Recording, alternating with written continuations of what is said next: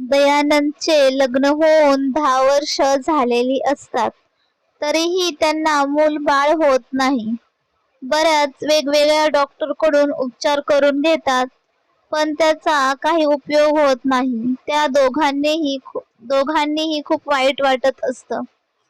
ते बाळ होण्यासाठी खूप प्रयत्न करत असतात, पण त्यांना काही यश मिळत नाही. नातेवाईकांचे टोमणे ऐकून आता त्यांना कंटाळा आलेला असतो आणि त्यांनाही मनापासून वाटत असतं की आपल्याला घरात कोणीतरी हवं की आपल्याला आई बाबा म्हणणार. आई बाबा ऐकण्यासाठी त्यांचे कान आतुर झालेले असतात. दयानंद आणि त्याची बायको स्वभावाने खूप चांगले असतात.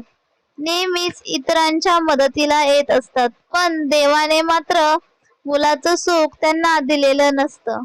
एक दिवस दोघेही एक निर्णय घेतात की आपण एक मूल दत्तक घेऊ आणि दोघांच्या विचाराने ते एक अनाथ मुलगी दत्तक घेतात.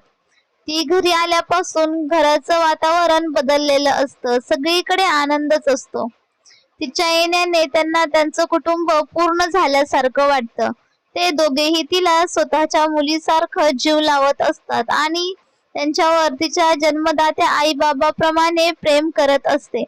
ते तिला खूप शिकवतात, चांगले संस्कार लावतात, तिचे छोटे छोटे हट्ट अगदी प्रेमाने पूर्ण करत असतात. आणि आता तिच्या लग्नाचा विचार ते करतात. तिच्यासाठी खूप चांगलं स्थळ ते पाहतात.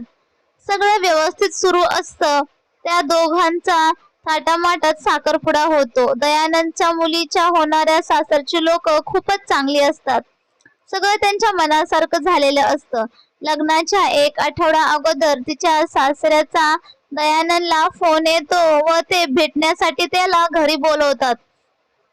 होणारे व्याही आहेत आणि आता का भेटण्यासाठी बोलवतात म्हणून दयानंद लगेच जाण्यासाठी तयार होतो.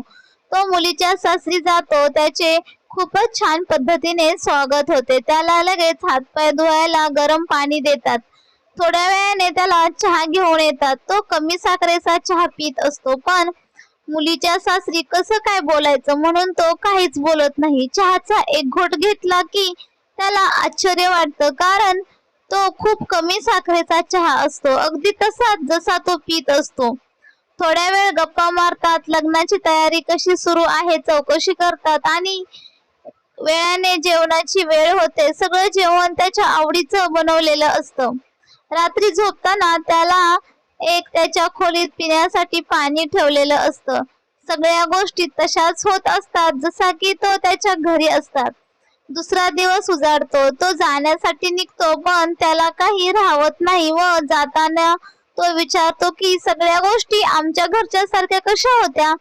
तेव्हा तिच्या सासरची लोक सांगतात की तुमच्या मुलीचा तुम्ही इथे पोहोचण्याच्या अगोदरच फोन आला होता. तिने सांगितले की माझ्या बाबांना काय हवं नको ते पहा. माझे बाबा खूप शांत स्वभावाचे आहेत.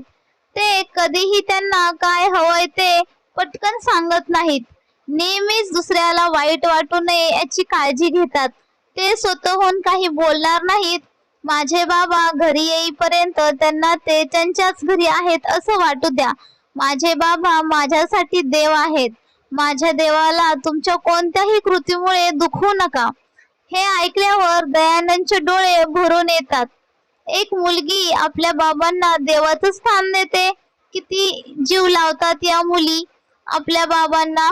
कोण म्हणतं मुली लग्न झाल्यावर दुसऱ्याच्या घरी जातात? त्या तर कायमच आपल्या मनात राहतात.